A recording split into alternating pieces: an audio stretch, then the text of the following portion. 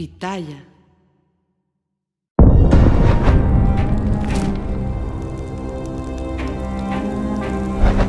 Entre septiembre y diciembre de 2024, más de 60 migrantes, la mayoría mujeres jóvenes de Cuba, desaparecieron en Chiapas. Las autoridades no las buscan, nadie responde. Los gobiernos de Andrés Manuel López Obrador y Claudia Sheinbaum han preferido mirar hacia otro lado. El 23 de enero de este año, a plena luz del día, a metros del Palacio Municipal en Concordia, Sinaloa, 10 mineros fueron levantados por un comando armado. Se los llevaron frente a todos. La reacción del gobierno federal para localizarlos llegó 10 días tarde. Para entonces ya estaban muertos.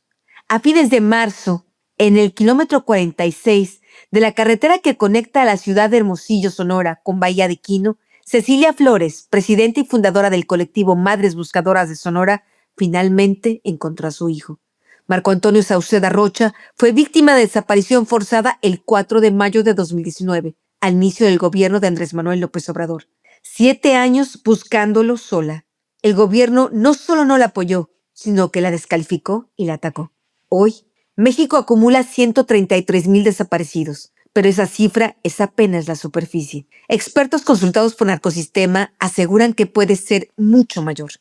Y mientras la ONU reconoce que el fenómeno de desaparición forzada en México ocurre de manera masiva, sistemática, y es un crimen de lesa humanidad, la 4T, encabezada por Claudia Sheinbaum, sigue negando la realidad, haciéndose cómplice de un delito atroz. Soy la periodista Anabel Hernández. Bienvenidos a este episodio 89 de Narcosistema. Ya en pocas semanas estaremos haciendo nuestro 100º episodio. Y yo les propongo que para celebrar esto, lleguemos a 400,000 suscriptores y que nos apoyen nuevos miembros en la comunidad de Patreon. Realmente ha sido un esfuerzo enorme, mayúsculo para nosotros hacer este esfuerzo de periodismo al servicio de ustedes. Como ustedes saben, llevo más de 20 años escribiendo libros, investigaciones de largo aliento. Mi expertise es en escribir, básicamente. No me esperaba realmente, debo confesarlo, que este podcast Narcosistema tuviera tanto éxito, que fuera acumulando tantos lectores, tantos millones de vistas en tan poco tiempo. Así que me parece un buen momento para lanzar este reto. 400,000 suscriptores y ampliar la comunidad de Patreon. El viernes de la semana pasada, en pleno puente de Semana Santa, ocurrió en México un hecho muy importante, un hecho histórico que tendrá un impacto en la vida de todos nosotros. El Comité de las Naciones Unidas contra la Desaparición Forzada, después de un largo análisis de campo realizado en México, que abarca del 2012 hasta principios de 2026, en el que miembros del comité se reunió directamente con organizaciones no gubernamentales mexicanas, recibió informes, documentos importantes de cómo está operando este fenómeno criminal en México. Se reunieron directamente con familiares de víctimas de desaparición forzada. Y es así como el comité anunció que la ONU declara las desapariciones forzadas en México como un crimen de lesa humanidad. Habrá que entender primero que los crímenes que reciben ese rango de gravedad son aquellos actos atroces como el asesinato, tortura, violación o desaparición forzada, cometidos como parte de un ataque sistemático contra la población civil. Son este tipo de crímenes considerados como ofensas contra la dignidad humana y el derecho internacional. Es la primera vez que la ONU emite un pronunciamiento de esta magnitud desde que en el sexenio de Felipe Calderón, en el marco de su supuesta guerra contra las drogas, comenzó a crecer exponencialmente en México el fenómeno de las desapariciones forzadas. Gracias a la omisión, a la complicidad de autoridades hasta el más alto nivel en este tipo de delitos, la ola de desapariciones siguió creciendo durante el sexenio de Enrique Peña Nieto. No olvidemos el caso de los 43 estudiantes de Ayotzinapa que justamente fueron privados de su libertad, fueron desaparecidos el 26 de septiembre de 2014 en Iguala, Guerrero, a manos de autoridades desde policías municipales, policías estatales, la Policía Federal, miembros del Ejército Mexicano e incluso miembros de la propia Procuraduría General de la República. Pero la peor parte estaba por venir. Y fue justamente cuando inició la era de la autodenominada Cuarta Transformación, la 4T, encabezada por Andrés Manuel López Obrador. En ese punto, en la era de los abrazos y no balazos hacia la criminalidad organizada, las desapariciones volvieron a crecer de manera exponencial, llegando a su punto máximo, rompiendo récord vergonzosamente en los 18 meses que lleva de gobierno Claudia Sheinbaum. El gobierno de México y los líderes del partido Morena, que sabemos son una misma cosa, no hay división de poderes, se han pronunciado de manera airada, atacando, descalificando estas conclusiones del Comité de la ONU. Según la visión de la propia señora Sheinbaum y de su partido, el comité ha exagerado, el comité ha descontextualizado, el comité ha hecho un informe tendencioso. Lo más grave de esta posición no es solo la politiquería, que sabemos, por desgracia, es el pan nuestro de cada día, sino lo más grave de todo esto es con esta intención de seguir ocultando esta problemática tan grande, el gobierno de México confiesa tácitamente su complicidad con los perpetradores de estos delitos. Porque si el gobierno de México no fuera parte, ¿qué le cuesta reconocer un problema de lesa humanidad como el que estamos sufriendo? Para ir poniendo dimensión al fenómeno de desapariciones forzadas en México, habría que decir que en nuestro país hay un desaparecido por cada 1,000 habitantes. Estamos ya prácticamente en modo de ruleta rusa, donde realmente de ahora en adelante es un azar a quien sí y a quien no le toca ser el próximo desaparecido. Nos puede ocurrir de manera aleatoria a todos nosotros, a nuestros familiares, a nuestros amigos, a nuestros compañeros de trabajo, a nuestros seres queridos. En este episodio hemos entrevistado a 3 personas clave para entender este fenómeno, para comprender cómo sí nos afecta a todos de manera cotidiana, para aprender también cuál es nuestro rol como sociedad en este fenómeno criminal y para visualizar cuáles son los alcances de esta resolución histórica. Entrevistamos a Cecilia Flores, quien en medio de su luto nos habla del dolor y rabia que siente por haber encontrado apenas hace unos días los restos de su hijo después de 7 años de amarga búsqueda. Entrevistamos también a Jaime Castañeda, hermano de uno de los 10 mineros desaparecidos en Concordia, Sinaloa.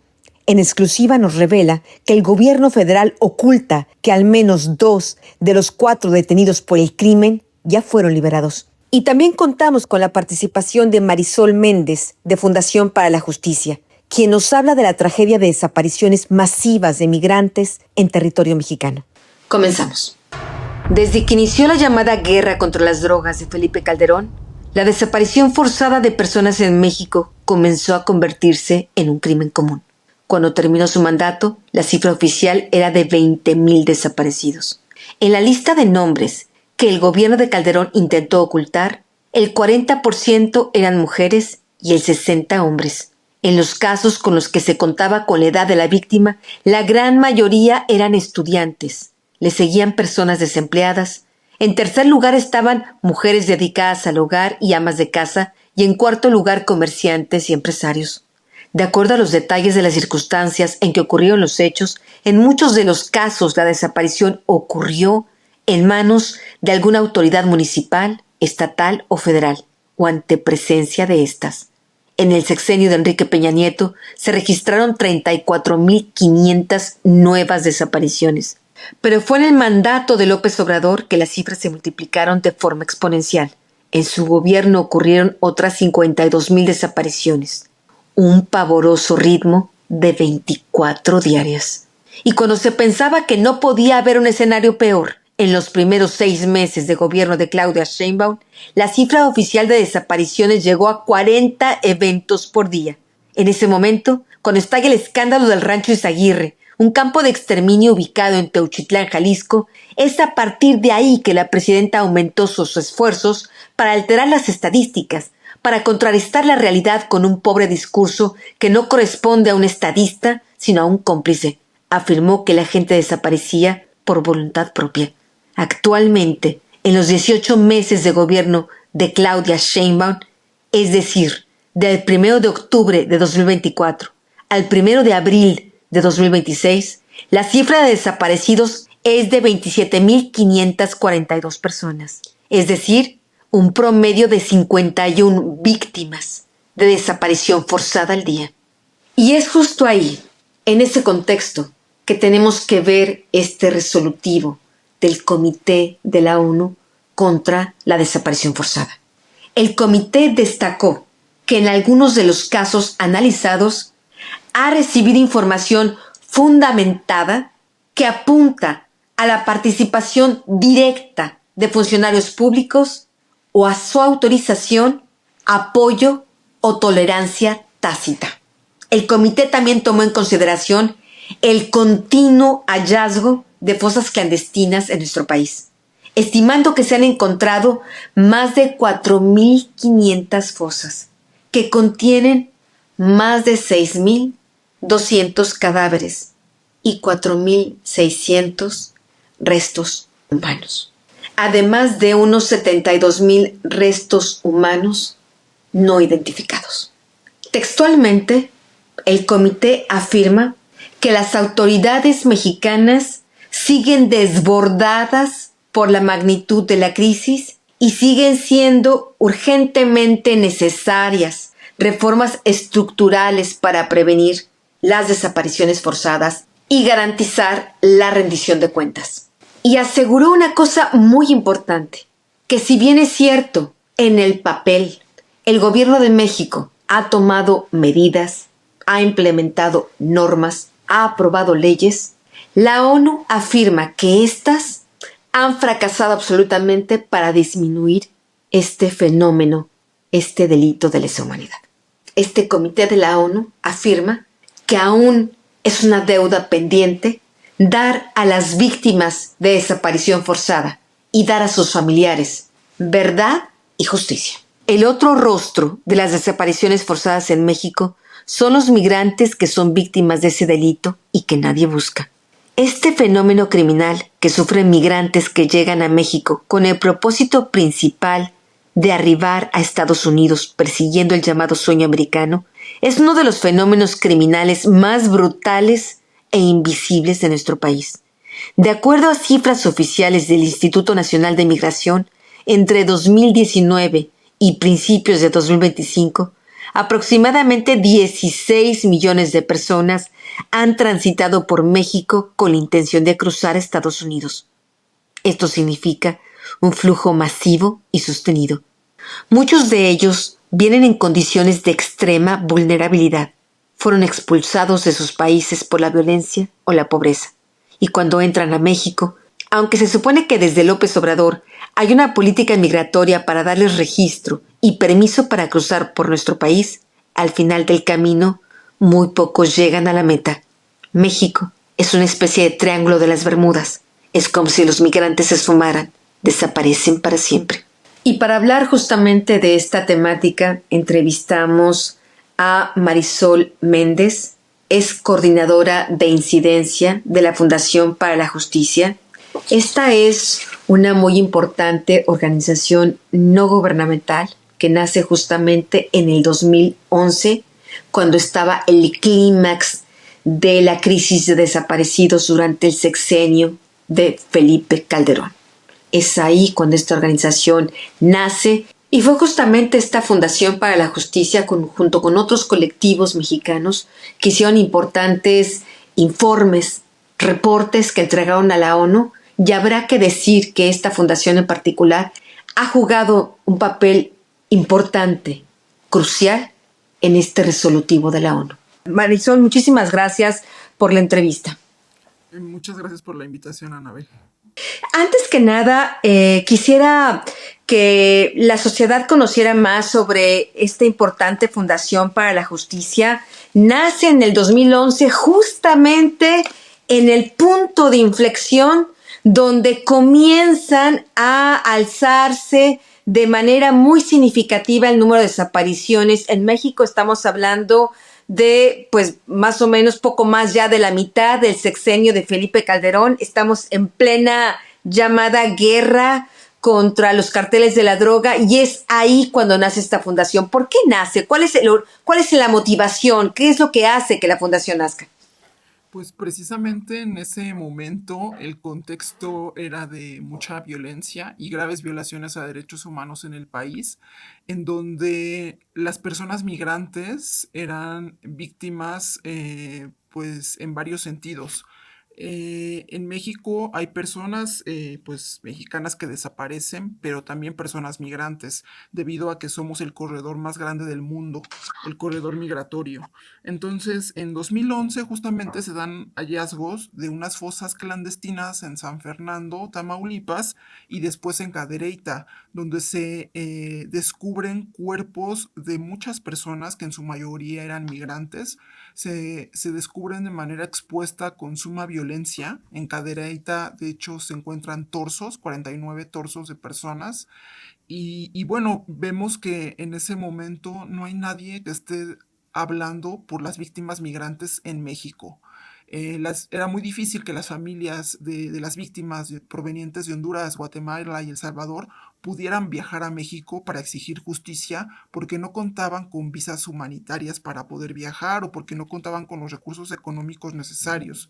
Sus familias venían huyendo de la violencia de sus países de origen y bueno, así surge la Fundación para la Justicia, que como su nombre lo dice, acompañamos a las víctimas y a sus familias para obtener verdad y justicia en casos de graves violaciones a derechos humanos, como son las desapariciones, las ejecuciones, casos de feminicidio y de tortura, donde visibilizamos los efectos que son todavía mayores en grupos de población que han sufrido discriminaciones o exclusiones de manera histórica, como las personas migrantes en el país.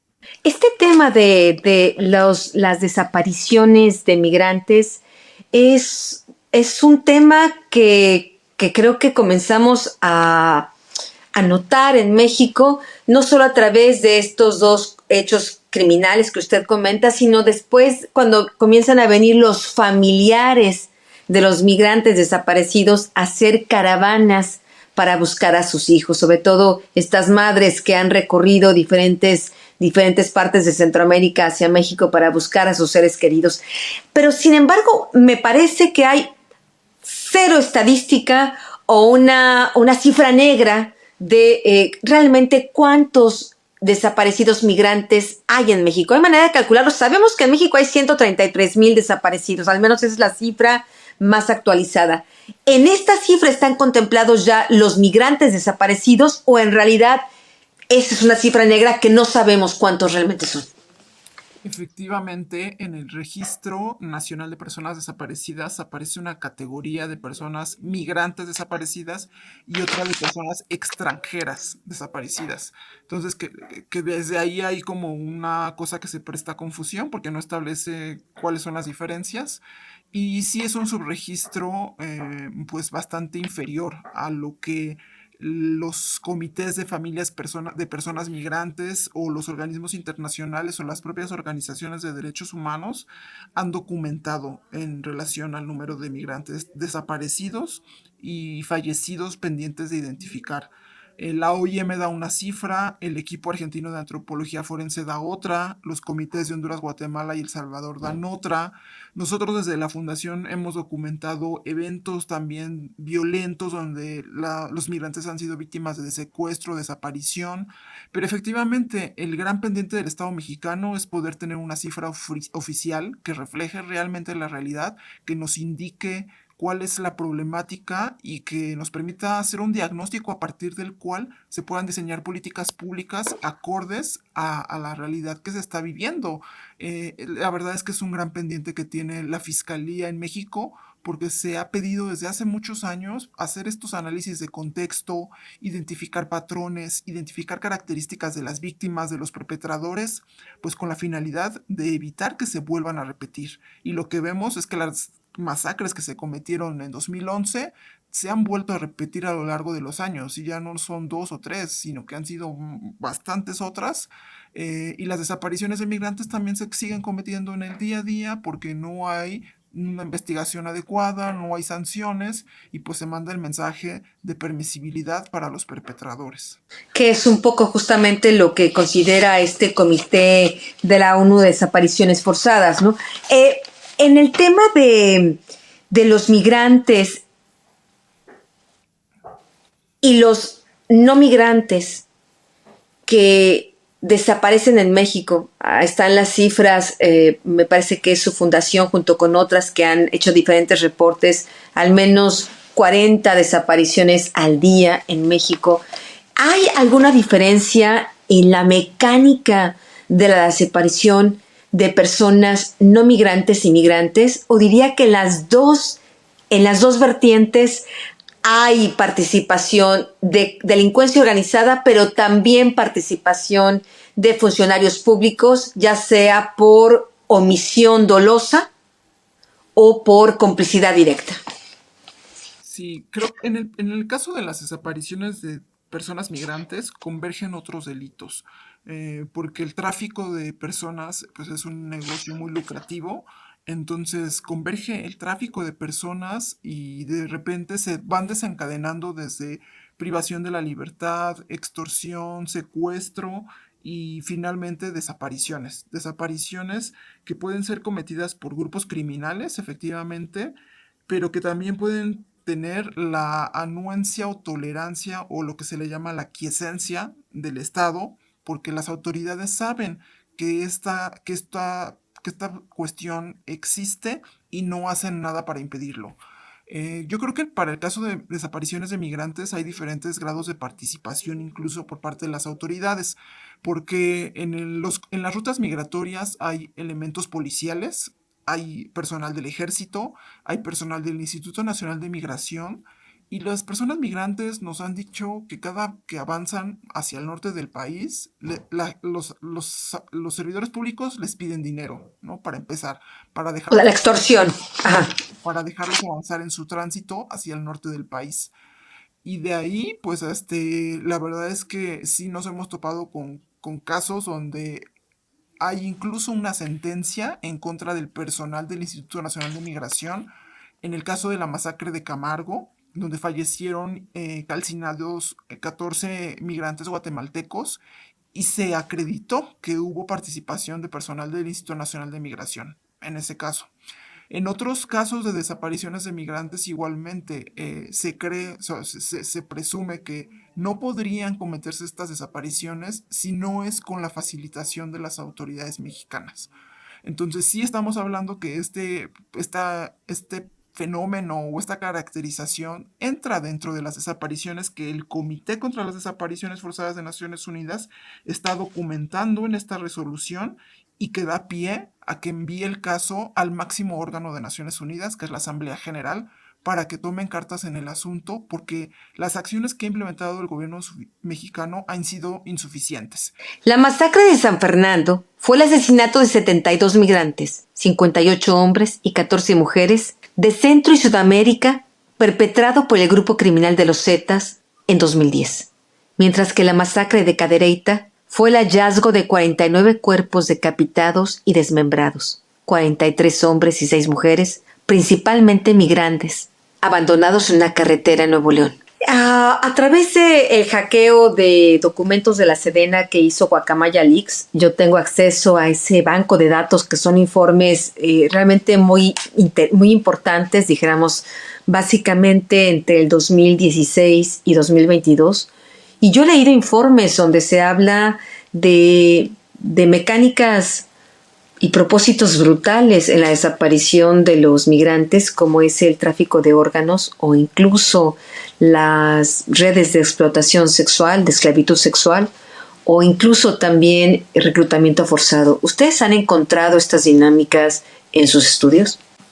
Pues creo que uno de los casos más recientes que también analiza el Comité de Naciones Unidas en su informe es el del Rancho Izaguirre, donde se da evidencia de reclutamiento forzado por parte de personas que estaban en situación de movilidad interna. O sea, se presume que son personas migrantes mexicanas, pero tampoco se descarta que ahí también haya cosas o artículos de personas que migraban desde Centroamérica o de otros países.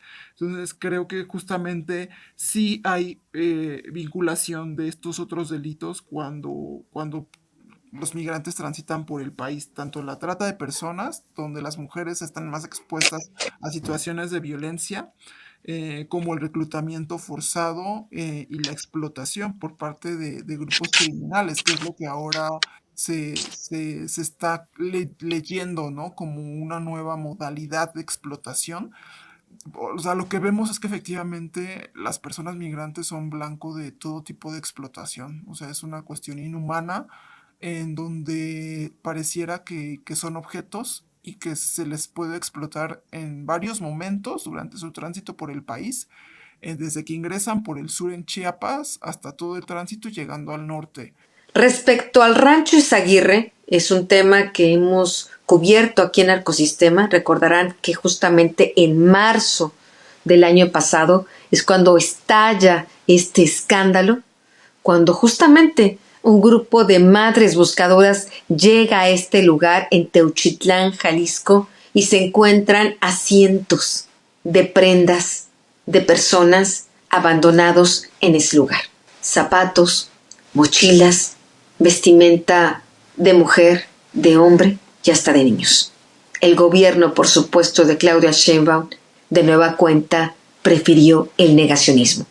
Y hasta el día de hoy no hay una respuesta al respecto. Estamos hablando de que incluso el que se supone fue el criminal responsable del reclutamiento forzado de personas en ese lugar, Gonzalo Mendoza Gaitán, alias El Sapo, hoy es uno de los miembros de la triada que lidera el cártel Jalisco Nueva Generación. Se encuentra absolutamente impune. Ahora recién estamos acompañando casos de desapariciones masivas de migrantes en Chiapas. Acompañamos a víctimas de 3 eventos donde han desaparecido migrantes en grupo en la costa y no se tiene más noticia de ellos. No se sabe qué sucedió con ellos, si fueron reclutados, si fueron asesinados. Lo cierto es que están desaparecidos y estos casos también ya son del conocimiento del comité. El comité Este caso que usted comenta, ¿cuándo ocurrió? son 3 eventos que ocurrieron el año pasado, donde desaparecieron grupos de migrantes, algunos de nacionalidad cubana y otros de otras nacionalidades. Y nosotros, debido a que no se realizaron acciones para la búsqueda por parte de las autoridades, solicitamos la intervención del Comité de Naciones Unidas, del Comité sobre Desapariciones Forzadas, para que ellos emitieran una acción urgente dirigida a México, en donde les recomendaran qué hacer tanto para la búsqueda de las personas desaparecidas como la investigación de las causas, de por qué están desapareciendo las personas migrantes en Chiapas y por qué 3 eventos masivos de desaparición. O sea, pues para que las fiscalías también den respuestas, porque la verdad es que no están haciendo su trabajo, no están investigando y no avanzan ni las investigaciones ni las búsquedas. ¿De cuántas personas estamos hablando, Marisol? Yo creo que aquí en los 3 eventos es un aproximado de más de 60 personas las que están desaparecidas y pues su familia, al ser personas migrantes, la desesperación es mayor porque ellos no pueden estar aquí en México yendo diario a tocar la puerta de la fiscalía a insistir o presionar a que busquen y salgan del escritorio, que no nada más estén mandando oficios, que hagan búsquedas de campo, pues es muy difícil y las familias sienten mucha impotencia, la verdad, de no poder estar aquí exigiendo que las autoridades hagan lo que deberían hacer y lo que establece la ley, porque ni las fiscalías ni las comisiones de búsqueda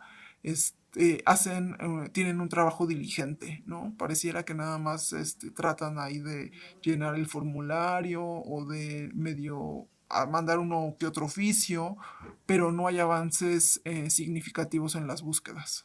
Estamos hablando de mujeres, de hombres, de jóvenes, de niños. Mujeres, sí, jóvenes, hombres también. Sí, de edades, pues sí, en promedio yo diría 30, 40 años. O sea, me imagino que son personas pues que vienen tratando de llegar a Estados Unidos buscando trabajar. Son personas jóvenes, sí. ¿Qué respuesta se da, Marisol, cuando usted se pregunta por qué? ¿Por qué el gobierno de México no actúa de manera diligente e inmediata para buscar a estas víctimas? Por ejemplo, acabamos de entrevistar a uno de los familiares de los mineros de Concordia, que es un evento pues muy reciente, apenas en enero.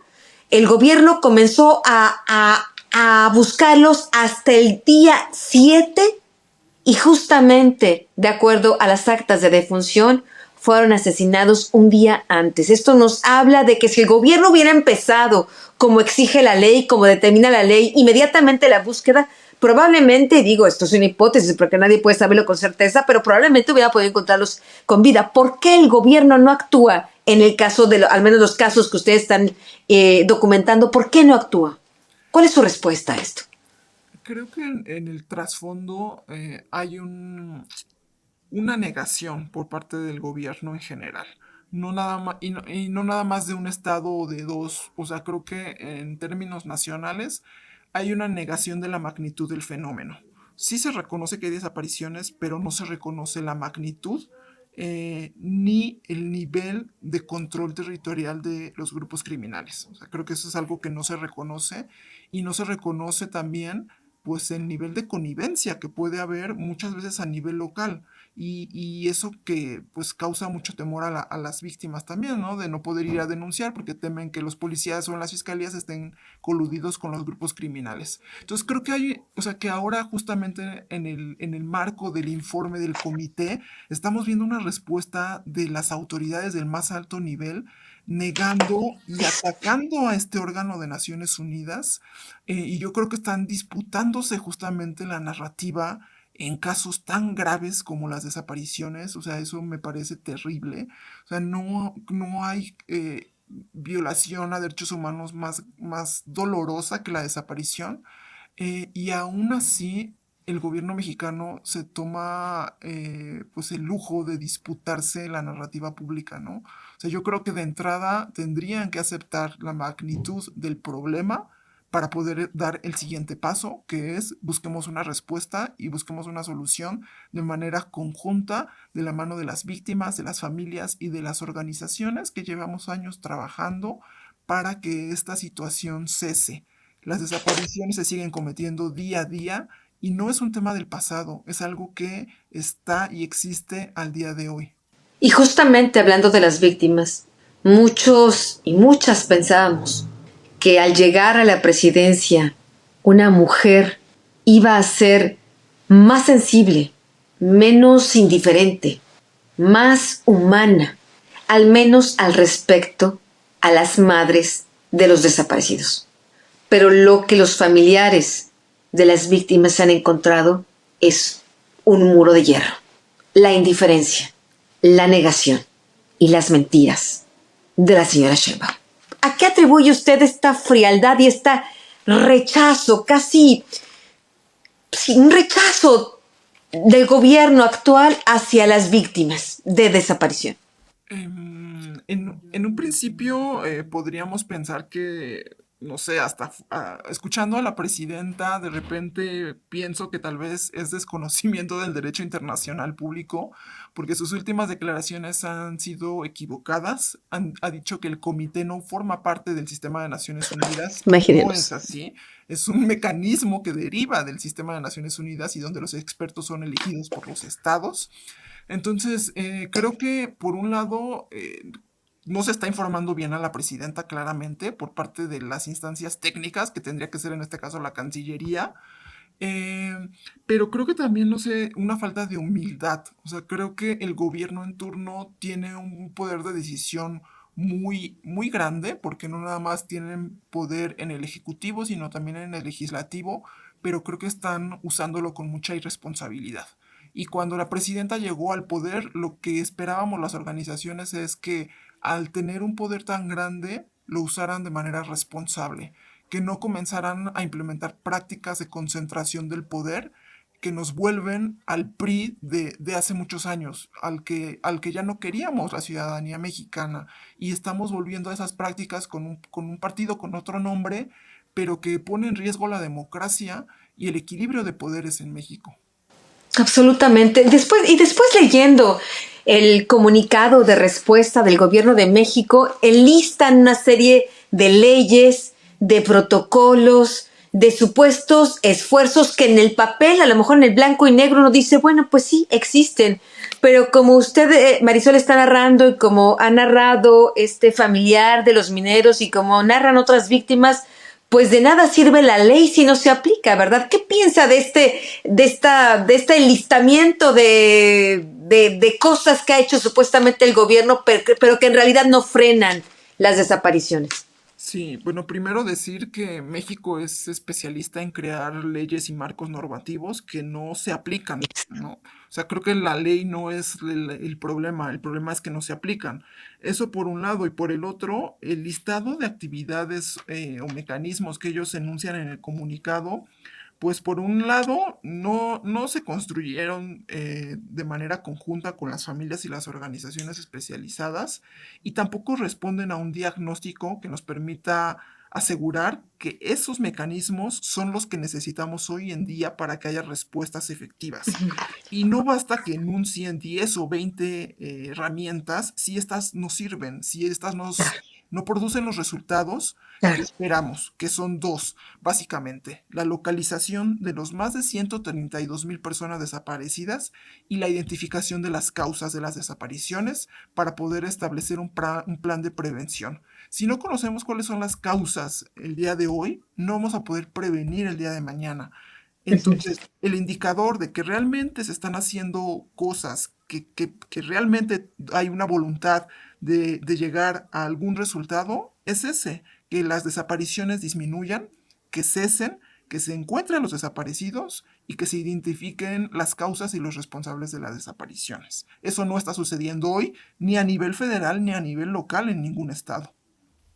A quienes no entendemos exactamente ¿qué cosas pueden ocurrir después de esta determinación de este comité de enviar a la Asamblea General de la ONU la discusión de algo tan importante como como catalogar las desapariciones forzadas en México como crímenes de lesa humanidad y hacer, al menos es lo que entendí, una especie de paquete de asistencia, de apoyo, al gobierno de México, un comité tal vez de expertos para que vengan a México y puedan ayudar y hacer que realmente funcionen las políticas públicas contra desaparecidos? ¿Qué podemos esperar los mexicanos Yo y las creo que víctimas? esta es una oportunidad y el gobierno debería tomarla como tal, como una oportunidad y no como una amenaza o un castigo, sino como lo que realmente es, que es la oportunidad de recibir apoyo internacional, apoyo de personas expertas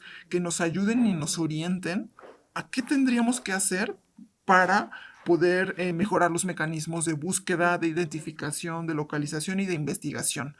En algún momento ya el comité había sugerido durante 2021 en su visita a México la creación, por ejemplo, de una comisión especial de investigación para casos de desapariciones de migrantes. Estos comités son comúnmente utilizados justamente porque al tener independencia, pues garantiza que las políticas públicas que se diseñen sean acordes a las realidades nacionales, ¿no? En un contexto como el mexicano, tener personas independientes ayudaría muchísimo, tomando en cuenta el nivel de corrupción y de impunidad que tenemos, que es casi absoluto, y lo que esperamos es eso, que México se abra, que acepte la ayuda que se le está ofreciendo por parte de Naciones Unidas, que acepte la conformación de mecanismos especiales para recibir este apoyo y que acepte que, pues que haya un monitoreo más cercano y un seguimiento de la situación, porque lo cierto es que el comité viene monitoreando la situación en México desde 2012 y a pesar de eso México no ha dado respuestas suficientes, ¿no? Claro que han enviado informes y han cumplido con la formalidad, pero esto no ha sido pues de buena calidad, no han adoptado medidas de calidad que permitan atender de fondo la situación. Y al hacer esto del conocimiento de la Asamblea General, pues también se espera que se pronuncien sobre las características que está señalando el comité, que son la generalidad y la sistematicidad. O sea, de qué forma las desapariciones en México son distintas a otros contextos, por la magnitud del fenómeno y por las características de los perpetradores. Esta combinación de grupos criminales con aquiescencia de autoridades que difícilmente se ve en otros contextos y con a la magnitud pues, del nivel de México, ¿no? Que es un país tan grande. En el pronunciamiento del comité se señala que se va a solicitar a la Asamblea General de la ONU adoptar medidas para proporcionar al Gobierno de México cooperación técnica, apoyo financiero y la asistencia especializada que necesita nuestro país para las operaciones de búsqueda, análisis forense, pero también para hacer investigaciones y dar con los responsables y realmente poder combatir la colusión de autoridades con grupos de la delincuencia organizada que participan en este fenómeno criminal. Desde hace más de 20 años, a través de reportajes, a través de mis libros y en este podcast Narcosistema, he venido señalando que este tipo de actividades criminales que se cometen en todo el territorio nacional solo pueden ocurrir por la complicidad de las autoridades al más alto nivel. No es posible que esta bacanal de criminalidad que existe en nuestro país sea fortuita. Esto solo puede operar si el gobierno lo permite, como hasta el día de hoy está ocurriendo. Durante varios años el comité ya ha hecho varias recomendaciones a México. Una de las recomendaciones que se ha reiterado ha sido justamente la investigación. Sí, la investigación de casos de desaparición, no nada más cometida por grupos criminales, sino también donde efectivamente se presume que hay intervención de autoridades estatales. Y esto lo vemos muy claramente, por ejemplo, en estados como Nayarit, Coahuila, Veracruz, donde hay casos documentados por las organizaciones de derechos humanos, donde claramente se ve la red criminal que involucra autoridades de fiscalías o autoridades policiales. Hace unos meses presentamos un informe al comité, que lo pueden consultar en la página de la fundación, donde se describen estos contextos de desapariciones por estado. Y ahí se ve claramente la red criminal, donde operan grupos criminales con el apoyo o la tolerancia o la aquiescencia de autoridades. Y sí, efectivamente el comité pide que se investigue y se sancione, porque es a lo que se comprometió México cuando firmó la Convención contra las Desapariciones Forzadas de Naciones Unidas. Si no me equivoco, ese es el informe preparado al Comité de Naciones Unidas contra la Desaparición Forzada que entregaron en octubre de 2025. Sí. Sí, ahí justamente también leí, por ejemplo, ustedes y otras organizaciones civiles, que es un documento muy sólido, conformado por muchas organizaciones civiles y miembros de la sociedad civil, donde incluso mencionan el caso de Tabasco, ¿no? Que es un caso también muy fresco, ¿no? No es del siglo pasado, es un caso muy fresco donde incluso enuncian el caso de Hernán Bermúdez Requena, que era secretario de Seguridad Pública de Tabasco durante el gobierno de Adán Augusto López, y donde pues incluso de eso está acusado recientemente, de desaparición forzada. Sí, se mencionan varios otros estados, no nada más los que, digamos, dieron origen al conocimiento del comité, sino casos más recientes, eh, por ejemplo, Guanajuato, ¿no? Guanajuato, que en este contexto, justamente en este actual gobierno, ha sido uno de los estados donde más desapariciones hay, donde incluso se ha asesinado personas buscadoras, que es otra de las problemáticas Sí. que lamentamos muchísimo, que no nada más el Estado no solo no busca, sino que además no protege a las personas que sí están buscando. Y ahora tenemos también un alto índice de desapariciones y homicidios de mujeres buscadoras en nuestro país, lo cual es sumamente lamentable. Estamos hablando de que de 2010 a la fecha han sido asesinadas 43 personas que buscaban a sus seres queridos, dada la indiferencia y la negligencia de las autoridades. Y habría que añadir que la gran mayoría de estas ejecuciones se llevaron a cabo en el sexenio de López Obrador. Porque al final del día lo que queremos desde la sociedad civil es poder sí trabajar de la mano del gobierno para poder terminar con la problemática que nos aqueja a todas y todos los mexicanos.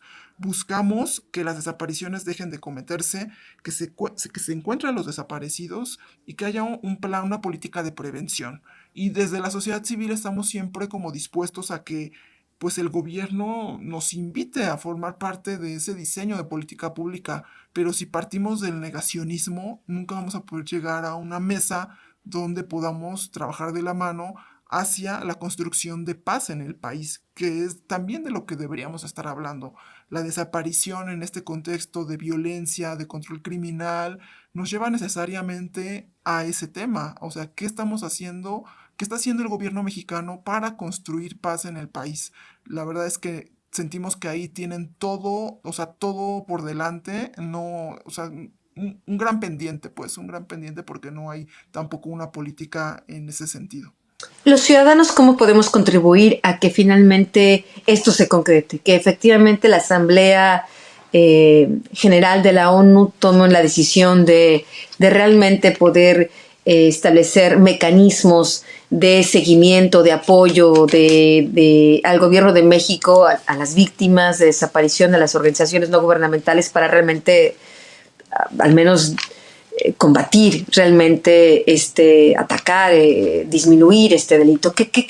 ¿Cómo podemos ayudar los ciudadanos comunes y corrientes? Es importante estar informados, informarnos de los pronunciamientos, de los comunicados, de los comités de familias, de las organizaciones de la sociedad civil y poder entender cuál es el trasfondo, ¿no?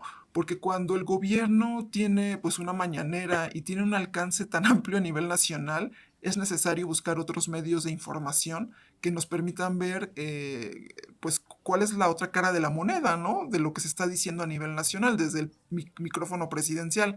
Entonces es importante buscar información alternativa y poder difundirla para que llegue a más personas y que se sepa que realmente lo que queremos es acabar con este flagelo y no es que queramos atacar al gobierno o algo parecido, ¿no? Sino construir ciudadanía y yo creo que entre más personas informadas de lo que realmente busca el comité, pueden apoyar también en redes sociales pronunciándose a favor. Yo creo que mandándole mensajes a la presidenta, a la Cancillería, que han tenido una respuesta muy desafortunada públicamente a nivel nacional y pues eso es bastante triste porque al final del día no, pues sí, no, me parece que son respuestas pues poco humildes, ¿no? O sea, creo que hace falta humildad para reconocer en qué estamos mal y después poder pasar a construir la solución de manera conjunta como país.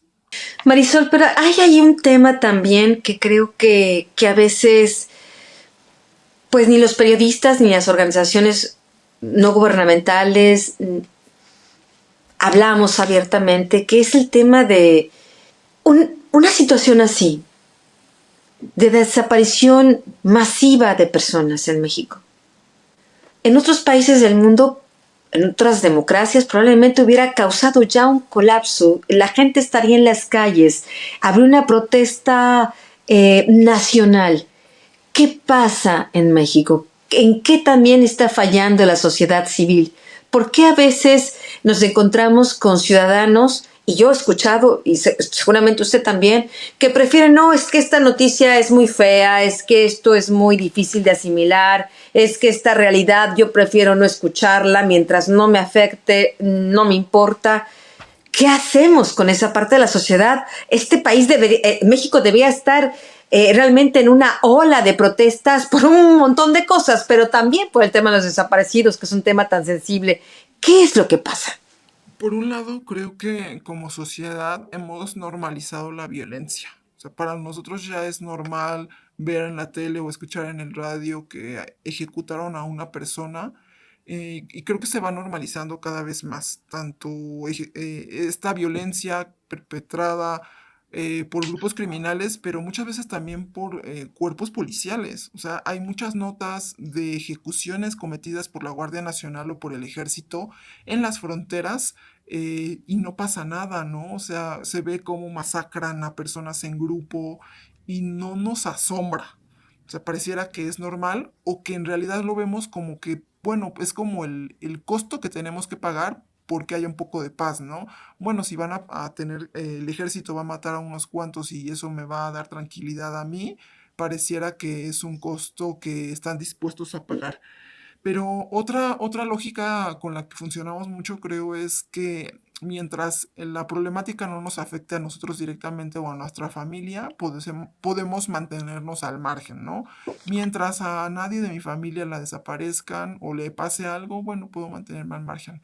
Lo que no se ve es que esto ya no es así. O sea, con 130,000 personas desaparecidas, claramente la problemática, el círculo se cierra cada vez más y la problemática ya la tenemos en la cara. O sea sí hay seguramente vecinos o familiares que han desaparecido y esto ya no es algo de que no nos esté tocando, o sea, porque sí nos toca a todos y en ese sentido creo que ahí es donde tenemos que, pues sí, como cambiarnos el chip de poder tomar acción y efectivamente eh, pues activar otros mecanismos de protestas, ¿no? Como se hace pues para algunos temas muy específicos, ¿no? Por ejemplo, como ahora el 8M, pues que todas las mujeres salen a la calle a marchar, creo que también tendríamos que solidarizarnos con las víctimas de la violencia y con las víctimas de desaparición, porque sí está, pues ya lo tenemos enfrente, en la cara.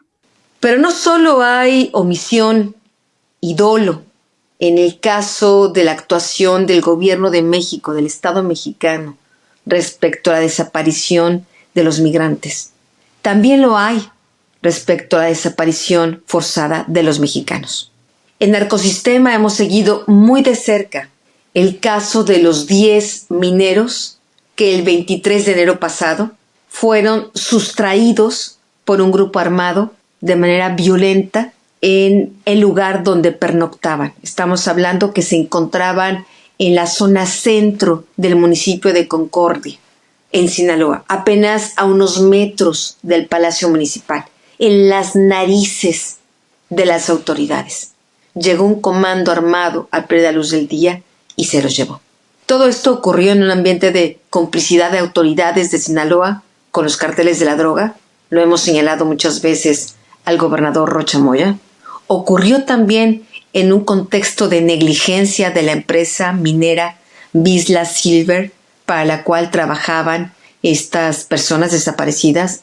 Ya se les había advertido, ya la empresa sabía que sus empleados estaban sujetos a acoso por parte de delincuentes de cárteles de la droga que estaban exigiéndoles abandonar el lugar. Entrevistamos a Jaime Castañeda, hermano del geólogo José Manuel Castañeda, que tenía 43 años de edad, una esposa e hijos. cuando fue víctima de desaparición forzada. Tras días de zozobra, finalmente, aproximadamente el 8 de febrero, las autoridades les informaron que José Manuel había sido localizado en una fosa clandestina ubicada en El Verde, que es un poblado que se ubica en el propio municipio de Concordia, apenas a unos pocos kilómetros del lugar donde desapareció. Jaime, gracias por aceptar esta entrevista. No, muchas gracias, Anabel. Gracias por la oportunidad.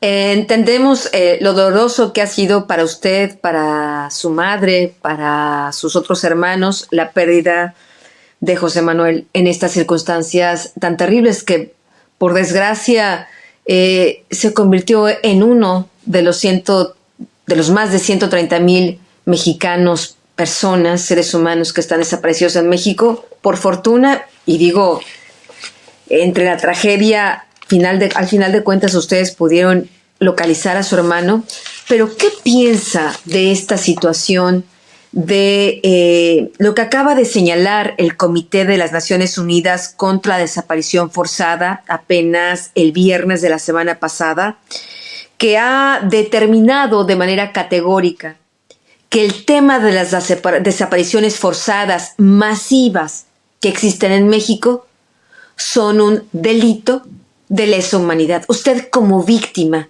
de este delito, ¿qué piensa sobre esta categoría que acaba de poner la ONU? Sí, claro. Pienso que es correcta la posición que adopta la Organización Nacional, bueno, la Organización de Naciones Unidas, perdón, en el sentido de que es un delito de lesa humanidad, toda vez de que la cantidad de desaparecidos y es un dolor tan grande, una verdadera lástima que mi hermano pues haya formado parte de esa estadística. Creo que sí califica como tal, dado que el delito de desaparición forzada, si bien es cierto, lo han señalado muchas veces, es por cuestiones de que participe una autoridad. En este caso, el enfoque que le está dando el gobierno federal es incorrecto, porque además de la desaparición forzada por parte de autoridades, existe otra figura que es la desaparición forzada por particulares. En este caso, la omisión de las autoridades, pues obviamente los coloca en esa posición, ¿no? Y pues es grave lo que está sucediendo en México, la cantidad de desapariciones que ha aumentado de manera exponencial y sobre todo, como te mencionaba hace un momento, ¿no? La falta de acción, la falta de una estrategia que pueda terminar con este tipo de situaciones, ¿no?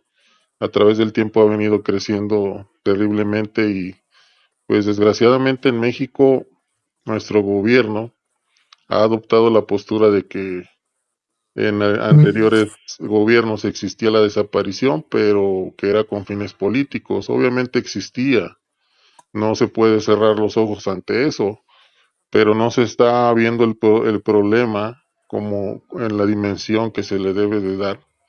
Y creo que la Organización de Naciones Unidas pues está brindando la ayuda al país para poder ya llevar a cabo una investigación completa de lo que está sucediendo en México y poder brindarle el apoyo al Estado mexicano para que este problema se resuelva lo más pronto posible y qué lástima, ¿no? Que la estén rechazando de esa manera o mencionando que es sesgada la posición de la Organización de Naciones Unidas o tratando de descalificar sobre todo del pronunciamiento de la organización, lo que me parece a mí lamentable, ¿no?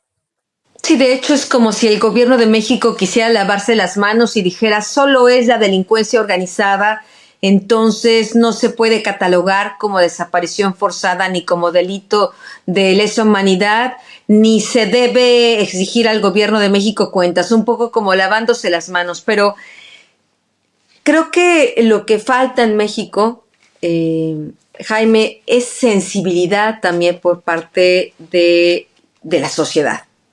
Y creo que por eso La voz de usted y de otras víctimas es indispensable en estos momentos para realmente entender por qué es un delito tan grave. A lo mejor quien no lo ha sufrido lo ve desde lejos y siempre está este sospechosismo absurdo de, pues, quién sabe, una persona en el lugar equivocado, a la hora equivocada, siempre haciendo especulaciones. Los mexicanos somos muy buenos para eso. Pero cuando se vive este delito en carne propia, ¿cómo se vive? ¿Cuál es el sufrimiento? ¿Cuál fue, en primer lugar, estas primeras horas? ¿Cómo se vivieron esas primeras horas dentro de su familia? Esta zozobra, este no saber qué pasó, esto no saber quién se lo llevó. ¿Cuál fue la reacción del gobierno? ¿Qué tipo de apoyo del gobierno tuvieron? Cuéntenos realmente desde su punto de vista cómo vivieron desde este punto emocional esta tragedia. Claro, Anabel, es un golpe terrible para la familia, sobre todo cuando sabes que, pues en este caso mi hermano era una buena persona, de lo mejor que había en la familia, y no es por otra cosa, ¿verdad? Pero pues creo que era el más bueno de mis hermanos. Y bueno, la primera vez que supimos de esta situación, pues obviamente fue mi hermano, mi otro hermano, el que me precede, bueno, el segundo en el orden, a quien mi cuñada le avisa. Yo me encontraba, bueno, yo llego a mi casa, a su casa, como a las 5 de la tarde, y pues empecé a hacer mis actividades como siempre. Me habla mi hermano, estaba con mi madre y me da la noticia, ¿no? La verdad primero fue de sorpresa, después de que me lo dicen y ver a mi madre en las condiciones en las que se encontraba, pues yo traté pues de calmarla, de decirle, ¿sabes qué? No te preocupes, mi hermano no es una mala persona. Desgraciadamente se ha hecho costumbre que en los lugares donde operan grupos de esa naturaleza, y sobre todo en compañías mineras, es como una práctica ya recurrente de chantaje, de extorsión, de manipular a las empresas para que cedan ante lo que ellos solicitan. Entonces, fue sorpresivo en un inicio, después se convirtió en una angustia terrible porque pues esa noche no pudimos dormir, por estar pensando cómo podríamos ayudarlos tan lejos del lugar donde él se encontraba trabajando. Se nos hacía algo increíble, es una sensación como de querer salir de tu realidad, de como si estuvieras viviendo un mal sueño y tuvieras la sensación de que puedes despertar de él, ¿no? Pero pues ver a mi madre en la situación en la que se encontraba, pues llorando, eh, con esa tristeza en su rostro, ¿no?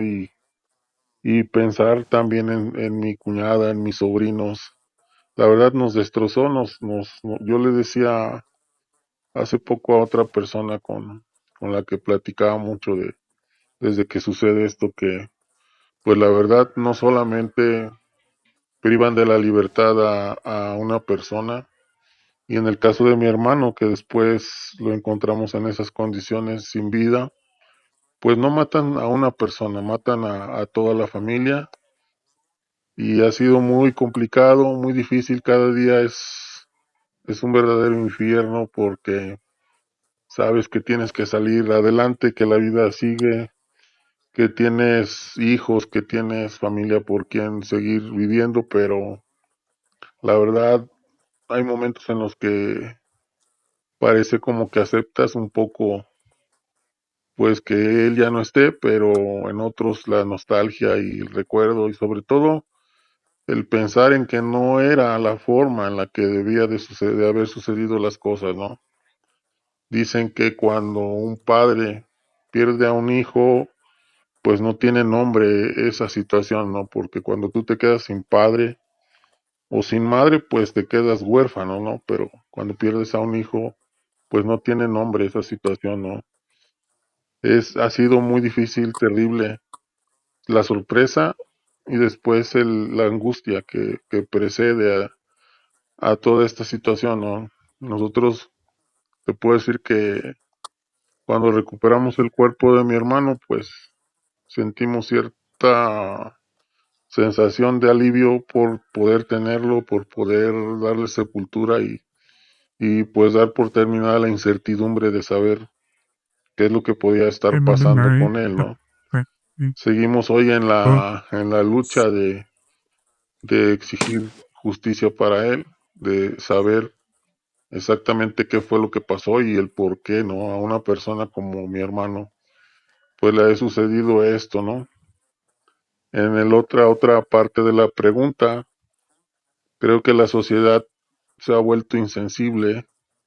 Creo que estamos en un México que ha perdido la capacidad de sorpresa, que ha perdido la capacidad de respuesta también, que vivimos en un México en el que pensamos, y voy a aplicar una pequeña metáfora o analogía, si así se puede llamar, en la que estamos dentro de un bote, en medio de un lago, de un mar o de lo que sea, un cuerpo de agua, y estamos viendo que en frente de donde estamos nosotros se está inundando y pensamos erróneamente de que eso no nos va a alcanzar, pero desgraciadamente el aumento de la delincuencia y de sus formas de operar tarde o temprano nos va a alcanzar a todos, ¿no? Y desgraciadamente pues la sociedad debería de empezar a pensar qué es lo que vamos a hacer con este país. Si vamos a dejar que sigan esas políticas públicas que tanto daño le han hecho a la sociedad, ¿no? Y no tengo nada en contra de políticas públicas que en realidad se entiende que es un estudio que hace el gobierno o quien esté en turno para gobernar y que cree que sería lo mejor, pero han demostrado con creces que las políticas en materia de seguridad están equivocadas, que esto no se va a terminar con abrazos, ¿verdad? Que lo decía Carlos Manso, que en paz descanse también otra víctima de esta terrible inseguridad, que los abrazos son para la gente que trabaja, para la gente que sale a luchar día a día por su familia, por las madres, por los hijos, pero para los delincuentes obviamente tiene que haber otro tipo de acciones, ¿no? No se puede permitir que este sistema, porque es un sistema, y como tú lo mencionas, un narcosistema, pues esté operando de manera tan impune en el país. El gobierno de México ha dicho que en realidad ellos han resuelto toda la problemática, que han aplicado todas las políticas públicas posibles para apoyar a las víctimas, para buscar inmediatamente a los desaparecidos, para que haya justicia. De estas tres cosas, que actuaron inmediatamente para buscarlos, que hubo apoyo del gobierno, que hay justicia. ¿Usted cree eso? ¿Eso fue lo que su familia vivió durante esta tragedia? No, no, no, de hecho, esa es otra parte de la pregunta que no te había contestado. Eh, Justicia en México creo que es una deuda histórica. Desde el porfiriato y toda la historia de México hemos sido un país de injusticia en el que es solamente un sueño, un sueño guajiro, digámoslo así, una utopía de lo que pudiera ser nuestro país. Nosotros en el caso particular, desde que nos enteramos y empezamos a buscar a la empresa para que ellos hicieran la denuncia, porque tenían la obligación de hacerlo de esa manera, y que a su vez informaran a la Fiscalía General de Justicia del Estado de Sinaloa para que de manera inmediata se iniciara la búsqueda, no hubo una respuesta muy favorable, ¿no? Entonces, y creo que ahí hay muchas lagunas desde el punto de vista jurídico, en el que no se le está dando la importancia a las desapariciones, ¿no? Dice decía la presidente en una de sus mañaneras que muchas personas que desaparecen lo hacen por voluntad propia, lo que se me hace una verdadera burla, una falacia, una fantasía en la que vive este gobierno y muchos gobiernos anteriores, ¿no? Eso ha sido de manera general. Creo que hace falta que se aplique la ley porque sí existe un mecanismo que obliga a la autoridad a actuar, que es en base a un hecho noticioso. Cuando un hecho aparece en un medio de comunicación, la fiscalía tiene la obligación de iniciar con la investigación de ese hecho. Más allá de que exista o no exista una denuncia, una carpeta de investigación, que obviamente es un modo de echar a andar el órgano de justicia, creo que hace falta que se aplique el marco legal y el marco jurídico en materia penal. Y lo puedo decir con todas sus letras porque yo tengo una maestría en Derecho Penal. Soy una persona especializada en ese tema y sé de lo que estoy hablando. Cuando Sí. nosotros tuvimos que hacer lo siguiente, que se me hace una pérdida de tiempo, porque las mismas fiscalías de los estados no tienen conocimiento de la ley. Nos enviaron por parte de la empresa y estuvieron insistiendo en que nosotros teníamos que poner la denuncia en nuestro estado de origen. Casi todos los mineros, casi ninguno de los mineros era del estado, casi todos eran de otros estados.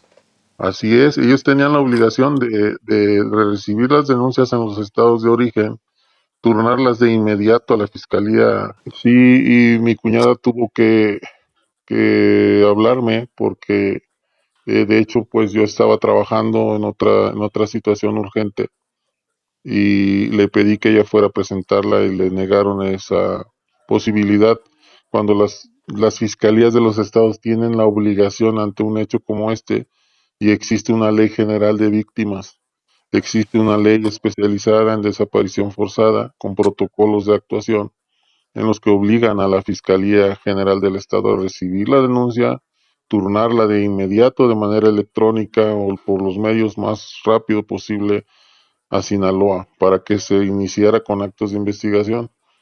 Eso fue el día viernes, el hecho fue el día viernes, el día sábado le niegan a mi cuñada esa posibilidad y el día domingo yo acudo con la denuncia por escrito y me dicen en la fiscalía que no la podían recibir hasta que estuviera su jefa, o en este caso el fiscal general del estado, decidiera sobre esa situación. Y tuvimos ahí una pequeña discusión en la que pues yo les dije que no podía yo de alguna manera subsanar todas las deficiencias que tenía el sistema de justicia en México, que ellos tenían la obligación de saberlo, pero fue hasta el día lunes en el que nos reciben la denuncia y de manera increíble tuvimos nosotros que ir a Chilpancingo para entregarla en la Fiscalía General del Estado, a 200 kilómetros de distancia de nuestra Es, residencia y es, ese tiempo es vital para que en ese momento se hubiera iniciado desde el día 24 inmediatamente con la búsqueda de mi hermano. es mundialmente conocido que para resolver cualquier tipo de crimen es indispensable iniciar cuanto antes las indagatorias, mucho más cuando se trata de desaparición forzada. El gobierno federal, encabezado por Claudia Sheinbaum, le falló a las familias de los 10 empleados de Bisla Silver al retrasar inexplicable y negligentemente su búsqueda. Entonces se supone, Jaime, que mientras no se formalizara esta denuncia, las autoridades, mientras tanto, ¿qué hacían? ¿Investigaban? ¿Los buscaban?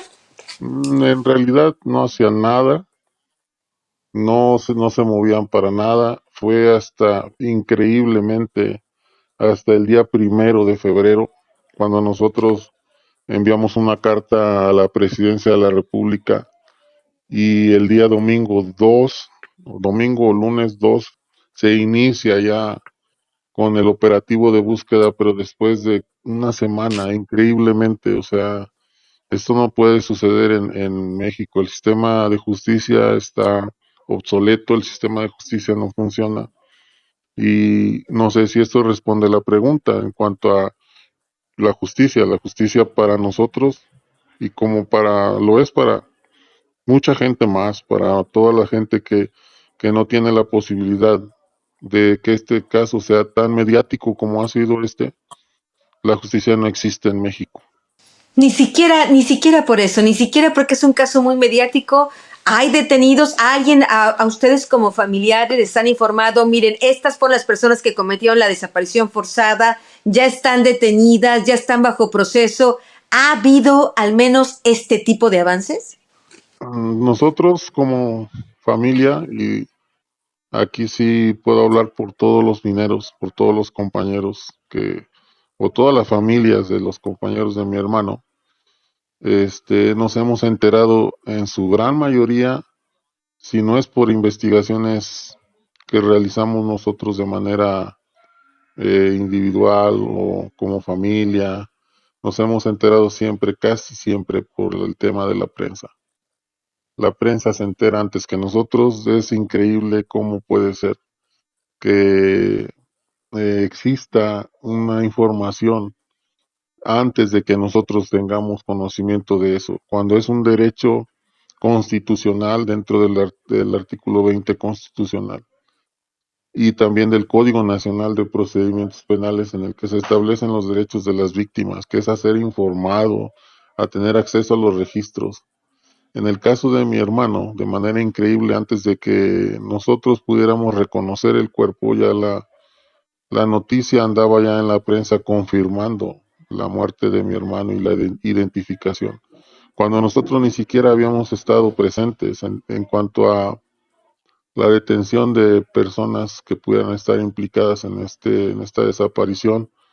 Pues lo que se informó en la mañanera, en que estuvo el secretario de Seguridad y que mencionó que habían detenido a 4 personas, que esas 4 personas habían sido prácticamente claves para descubrir el lugar en donde se encontraban las fosas en las que localizan en este caso a mi hermano y a los demás mineros, ¿no? Que de esas 4 personas detenidas, pues obviamente tiene que haber un proceso dentro de las primeras 48 horas, o en su defecto la duplicidad de ese término, que tiene que resolver sobre el control de la detención.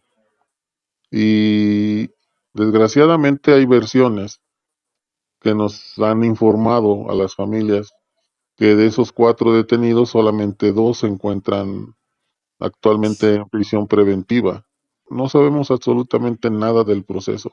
Simplemente como que fue una situación de presentarse en la mañanera, soltar la versión de que había sido una confusión y de intentar darle un carpetazo a este asunto. Entonces, pues nosotros seguimos esperando que se nos informe.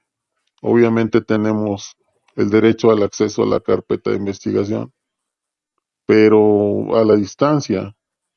Y como la Fiscalía General ya tiene conocimiento y atrajo este caso, y en la FEMDO, en la Ciudad de México, para nosotros es complicado estar acudiendo a hacer la revisión de la carpeta. Ha sido un verdadero martirio, ¿no? Esta situación. Se supone que el asesor jurídico federal tendría que estar en contacto continuo para irnos diciendo cómo se va desarrollando la investigación, qué datos hay nuevos. Por eso se entiende que es tan incómodo este resolutivo del Comité de la ONU. Por eso Claudia Sheinbaum y los morenistas no quieren que la ONU intervenga. Porque si llega un comité a investigar no solo cómo ocurren las desapariciones, sino por qué el gobierno no cumple con su deber de buscar a las víctimas, entonces se destaparía la cloaca y podríamos ver todas las mentiras que nos ha contado el régimen de la llamada 4T. Como esta, por ejemplo. La presidenta Claudia Sheinbaum, su secretario de Seguridad Pública Omar García Harfuch se presentan en conferencias de prensa anunciando supuestos avances en un caso tan sensible, tan conocido como el de los 10 mineros, y resulta que nos mienten. Resulta que no nos dicen toda la verdad. Como por ejemplo, que 2 de los 4 detenidos sospechosos ya fueron puestos en libertad. Sé que es una pregunta sensible, pero quisiera formulársela sin entrar en detalles, si lo prefiere así. Cuando ustedes finalmente hacen la identificación de su hermano y reciben el acta de defunción, ¿qué día, de acuerdo al acta, murió su hermano? De acuerdo al acta, la fecha de muerte se encuentra fijada el día 1 de febrero. Es decir, 8 días, 9 días después de lo que ocurrió el 23 de enero. Si el gobierno, si las autoridades hubieran hecho realmente su tarea, como dice la señora presidenta Sheinbaum que lo hacen, si realmente lo hubieran hecho, muy probablemente hubieran podido rescatarlos con vida. Es lo que estoy comprendiendo. ¿Lo siente usted de este mismo modo? Sí, claro que sí. En caso de desaparición, la ley especial menciona que existen protocolos y que esos protocolos consisten en iniciar de inmediato la investigación y todas las acciones que se tengan que realizar. Así tenga conocimiento la autoridad de San Juan de Dios o San Juan de los Lagos y se encuentre a 3,000 kilómetros de distancia de donde se da un hecho como este.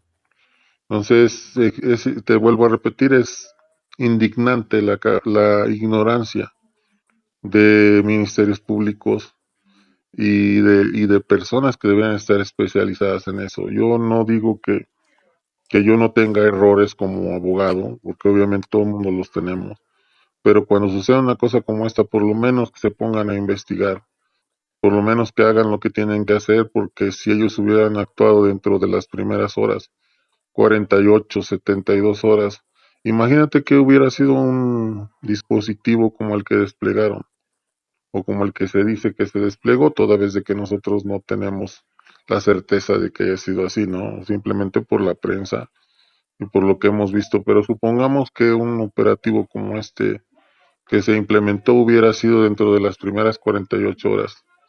Yo estoy seguro de que mi hermano y los mineros estuvieran hoy con nosotros. Jaime Castañeda, hermano del geólogo José Manuel, compartió en exclusiva con Arcosistema que las familias de los empleados de Bisla Silver, que fueron víctimas de esta desaparición forzada, están planeando emprender acciones legales, no solo para entender qué fue lo que realmente sucedió ese 23 de enero y las horas subsecuentes, sino también para entender el nivel de posible complicidad de la propia minera y de las autoridades. Y ahora que pasamos el duelo, pues ya vamos a empezar a trabajar en el asunto y vamos a ver qué fue exactamente lo que hicieron tanto la Fiscalía de Sinaloa como la FGR, ¿no? Que no es solamente el tema de apoyar con traslados, con gastos funerarios y esas cuestiones. Para que haya una justicia completa debe de haber pues una investigación, se tiene que detener, como lo dicen los fines del derecho penal, ¿no?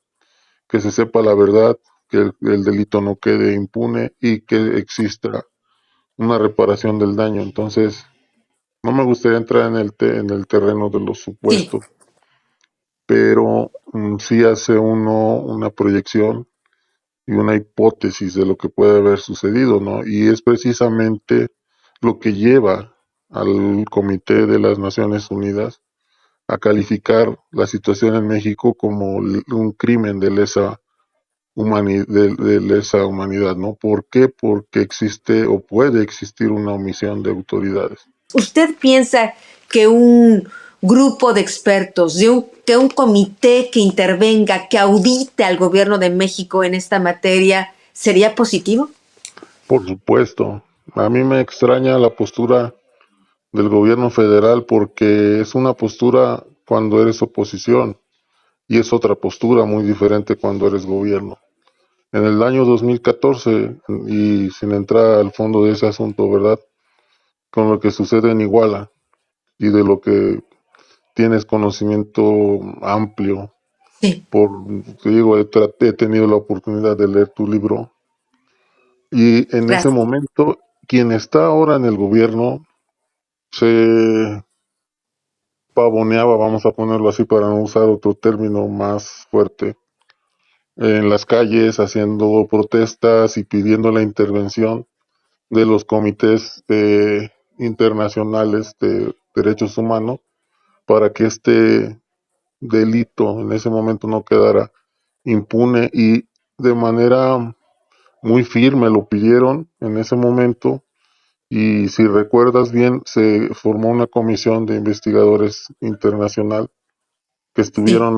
tuvieron acceso a ese tema en particular. No entiendo por qué ahora descalificar ese tipo de situaciones, porque en realidad la cantidad de desaparecidos es muy superior, y el caso de Ayotzinapa, como el caso de los mineros, como el caso de los turistas desaparecidos, como el caso Izaguirre, son temas que se tienen que estudiar de fondo.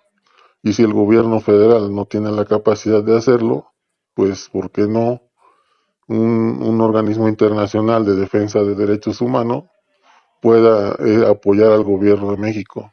Para concluir este episodio, para poder dar un panorama más completo de qué significa realmente estas desapariciones forzadas como crímenes de lesa humanidad, para entender cómo esto nos atañe a todos, entrevisté a una de las madres buscadoras más emblemáticas de nuestro país, a Cecilia Flores, que es la presidenta de la agrupación de Madres Buscadoras de Sonora, que hoy opera en toda la República y gracias a los cuales se han podido encontrar, sin vida por desgracia, pero al menos encontrar los restos de muchas de estas víctimas que al gobierno no le interesa ni quiere que sepamos que existen. El 4 de mayo de 2019, Marco Antonio Sauceda Rocha, de 32 años, desapareció en Bahía de Quino, Sonora. Iba con su hermano Jesús Adrián de regreso a su hogar. Nunca llegaron. Un comando armado los detuvo en el trayecto y se los llevaron con rumbo desconocido. Ceci Flores, madre de Marco Antonio Jesús Adrián, había ya perdido en 2015 a su hijo mayor, Alejandro Guadalupe Islas Flores, en Los Mochis, Sinaloa, cuando tenía apenas 21 años. Igual había sido víctima de desaparición forzada.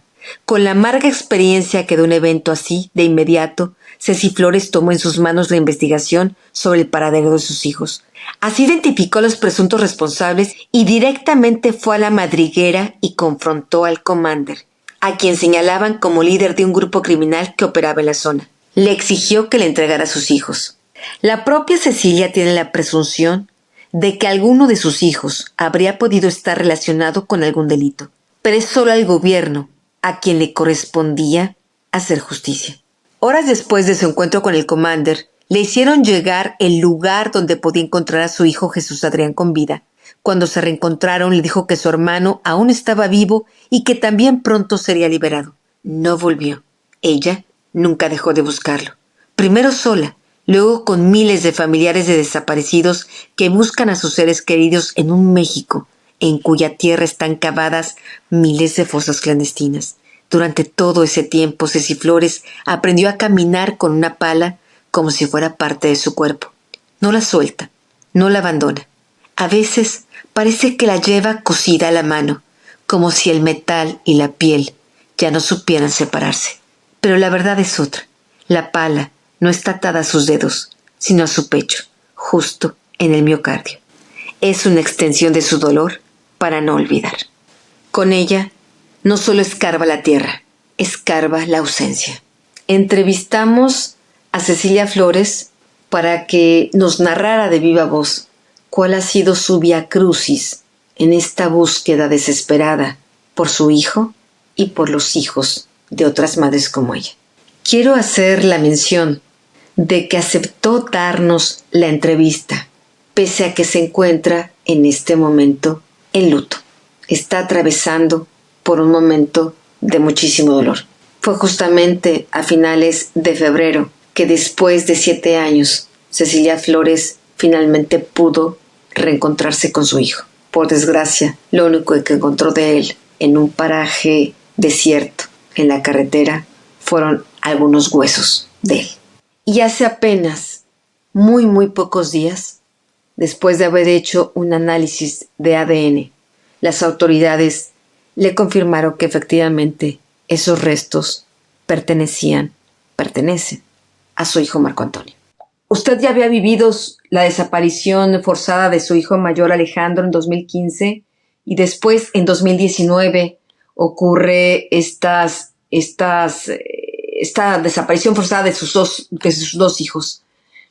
Para aquellos políticos, para aquellos legisladores que en México no quieren entender que la desaparición forzada en México es un delito sistemático, para usted, en su propia experiencia, ¿qué es lo que está pasando? ¿Por qué nuestros niños, nuestros jóvenes están siendo desaparecidos forzadamente?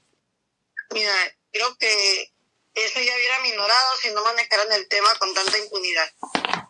Manejan el tema de los desaparecidos con tanta impunidad, con tanta burocracia, con tanta apatía.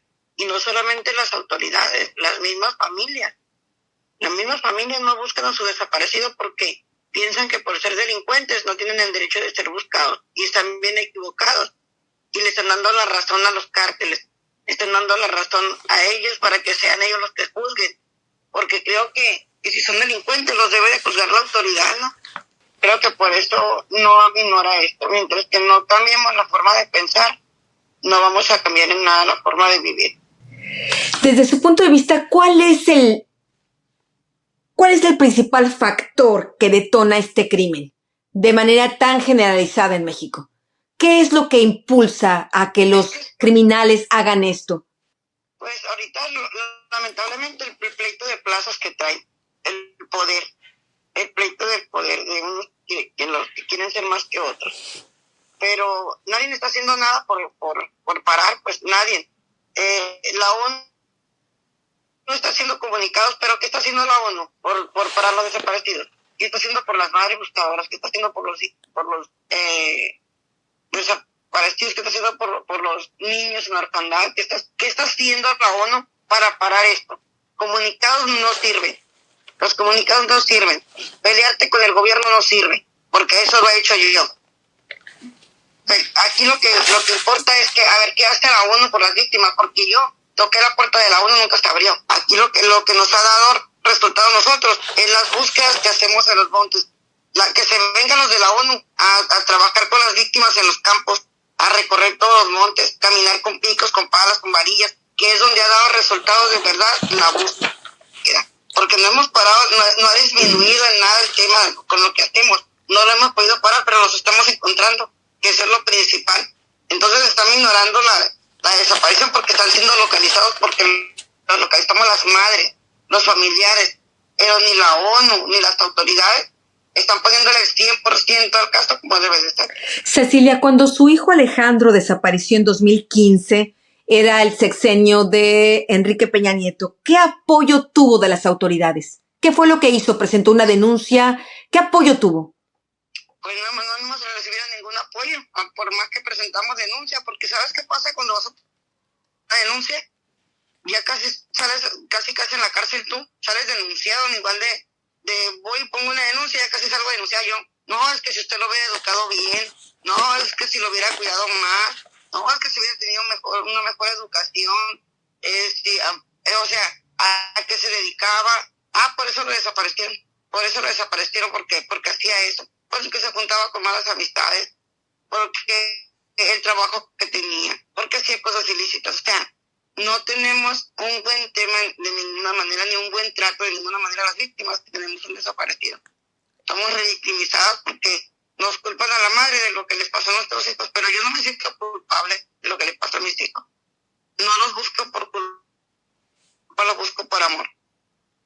Y en 2019, Cecilia, cuando sus hijos Marco Antonio, Jesús Adrián desaparecieron, ya era el sexenio de Andrés Manuel López Obrador. Perdón que se lo pregunte, ¿ahí qué tipo de apoyo tuvo de las autoridades? ¿Pudo denunciar ante la Comisión Nacional de Búsqueda? En todas partes denuncié, no tuve ningún problema.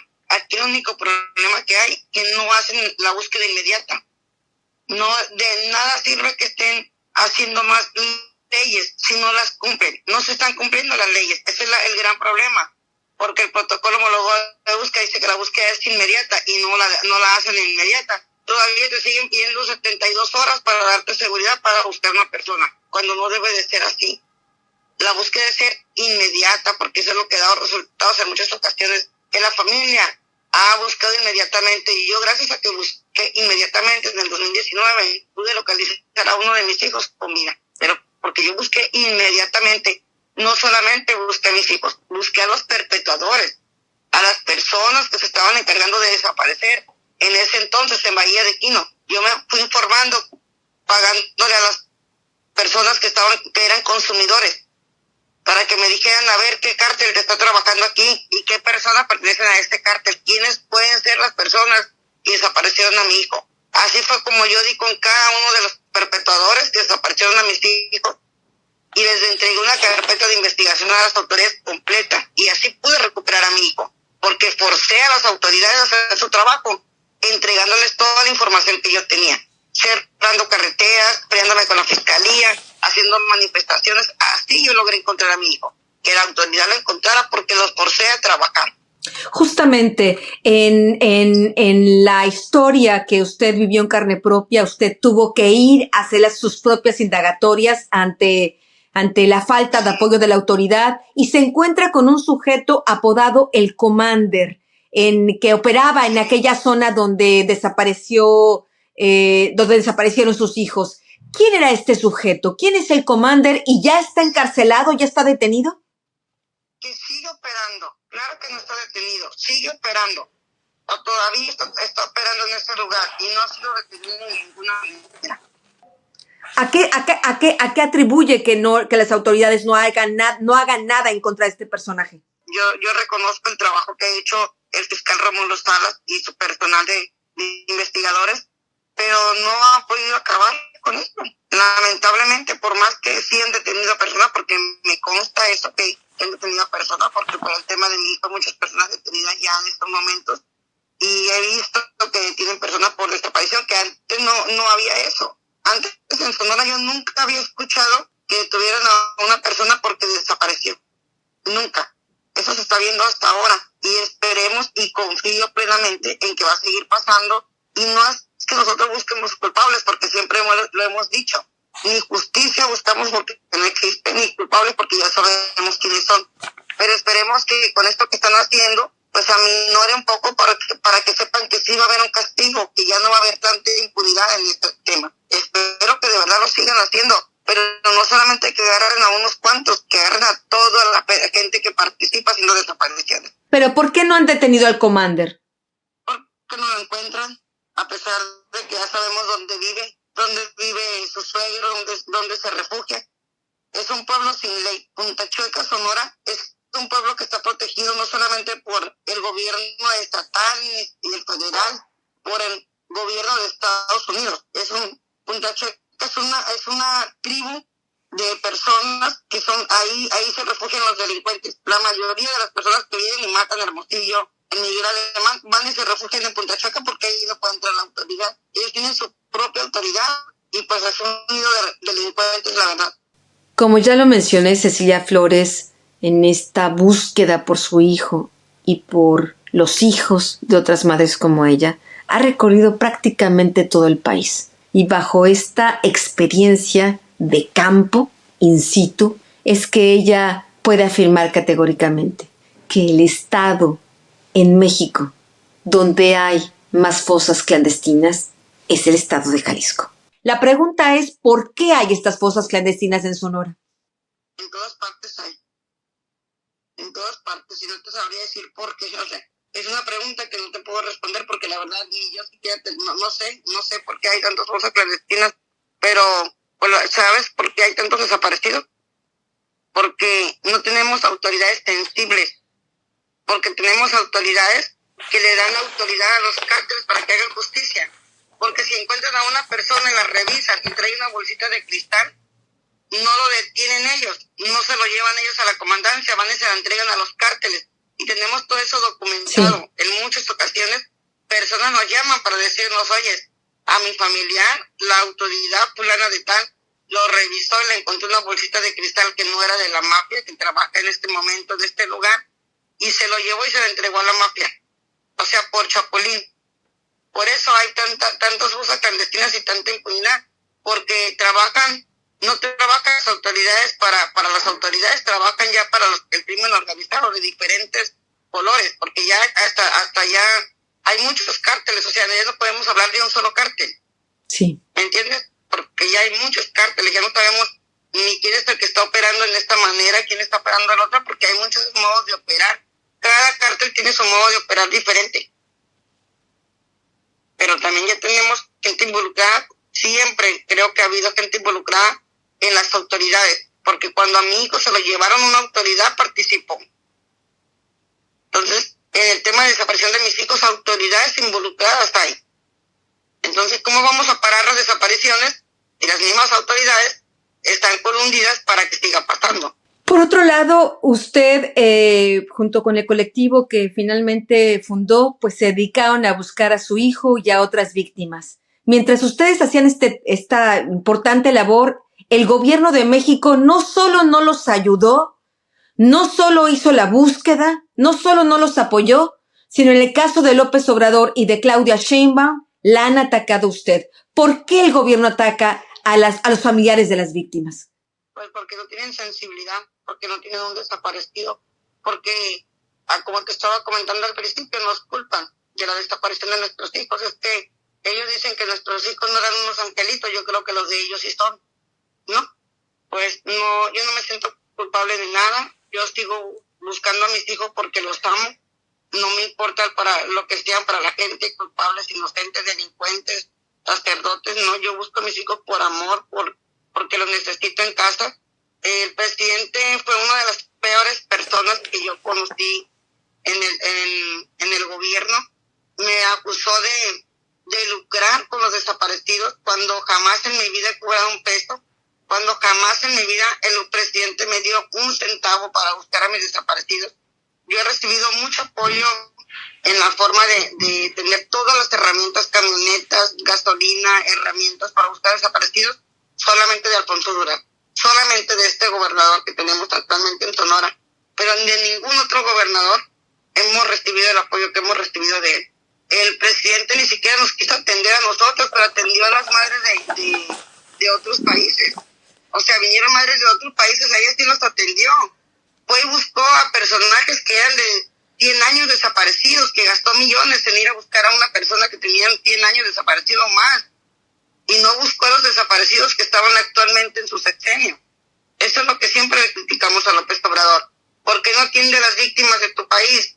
¿Por qué no atiendes el tema de los desaparecidos de tu país? ¿Y por qué no atiendes el tema de los niños en orfandad que tiene tantas carencias? Entonces, esta es la crítica que hemos tenido siempre. Una persona insensible, burocrática, apática, con impunidad, que le dio puerta abierta a los delincuentes al decirles abrazos, no balazos. Claro. O sea, los abrazos eran para los delincuentes y los balazos eran para los inocentes. Así con esta impunidad trató el tema. Pues ahora yo no te puedo decir ni bien ni mal de la presidenta, ¿eh? Yo no voy a hablar ni bien ni mal de la presidenta. Por ser mujer creo que debería tener más sensibilidad. Cecilia, si usted no hubiera buscado durante 7 años a su hijo, ¿nunca lo hubiera encontrado? ¿Nadie lo hubiera hecho por usted? No, nadie. ¿Quién busca a los desaparecidos? Nadie. Antes de que Marco Antonio desapareciera, no había una persona en Sonora que buscara a los desaparecidos. Había una página que en cuanto pedías el apoyo te bloqueaban.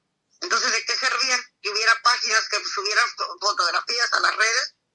Pero nadie nos buscaba en campo. Entonces, yo siempre he dicho y me he peleado con Dios muchas veces, no una sola vez, porque sí me he peleado con Dios y he renegado y lo sigo haciendo. Estoy en una total negación, de verdad, de que lo que yo encontré sea justo, de que lo que yo encontré de mi hijo, ni para mi hijo ni para mí es justo, porque yo toda mi vida he tratado de ser una buena persona y ayudar al prójimo. Creo que por lo menos que yo me mereciera encontrar a mi hijo completo y no fue así.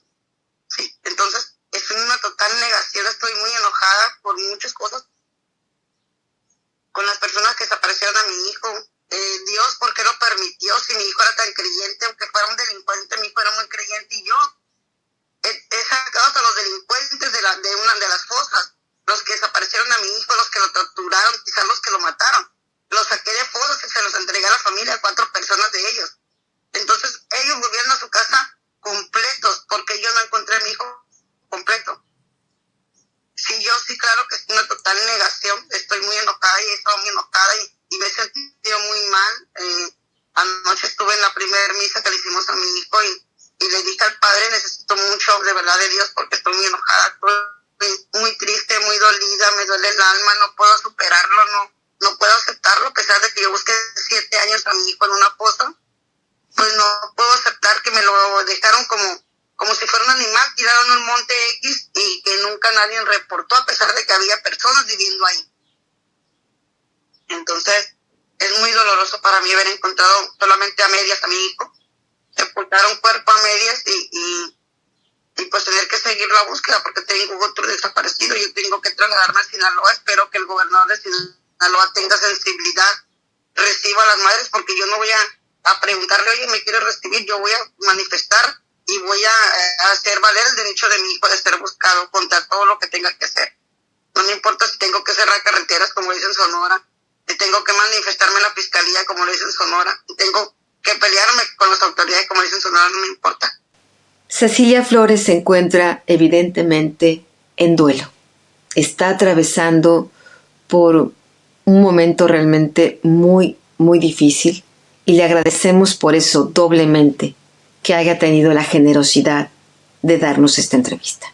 En exclusiva nos contó cómo finalmente pudo dar con el paradero de su hijo. Cecilia, finalmente, ¿cómo pudo llegar a encontrar a su hijo? ¿Cuál fue el momento clave para poder saber dónde había sido dejado los restos de su hijo? Lo que pasa es que yo hice, desde el primer momento que desapareció Marco Antonio, me dediqué a buscar a los perpetradores, eso te lo comenté al principio. Sí. Yo fui preguntándole a todo el mundo que eran consumidores, principalmente a los consumidores, que son los que saben dónde hay las casas que venden droga, quiénes son los que trabajan vendiendo la droga. Yo fui trabajando en ese tema. Yo cada vez que salía yo preguntaba, a ver, ¿quién trabaja aquí? ¿Quién gobierna? Yo fui ubicando, y lo saben porque yo me fui a parar a la casa del commander, me peleé con el commander y me entregó a uno de mis hijos con vida. Cuando encontré a uno de mis hijos con vida y perdí la esperanza de que Marco Antonio estuviera con vida, me dediqué me enfoqué muchísimo más en ir dando con cada uno de los perpetradores, con cada uno de los que participó en lo de mi hijo. Hice una carpeta de investigación completa junto con mi familia, se la entregamos a las autoridades.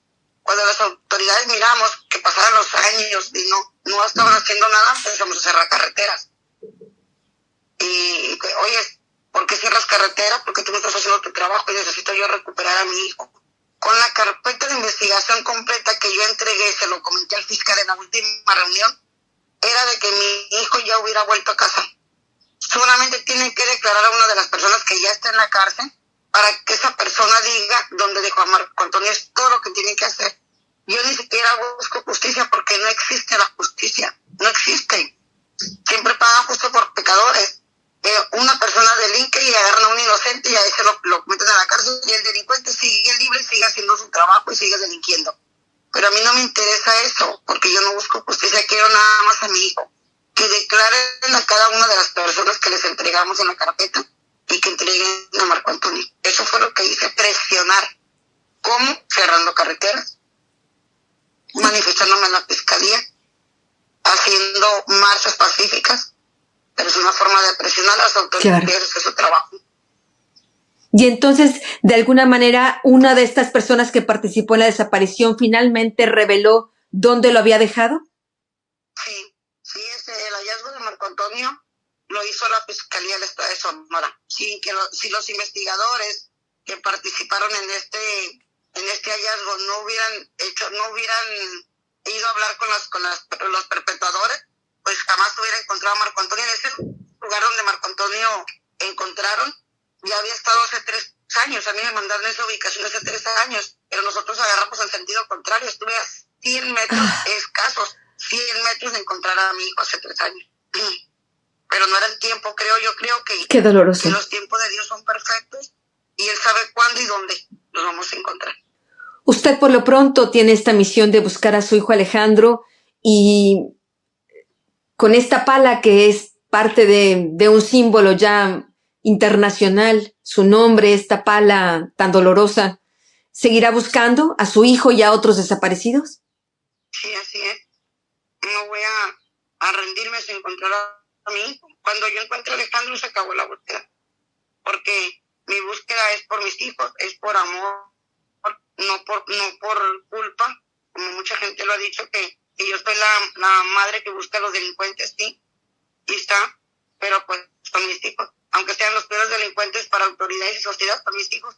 En realidad hay muy poco que añadir a estos 3 testimonios que nos reflejan los diferentes rostros de la desaparición forzada en México, hoy declarada crimen de lesa humanidad por la ONU.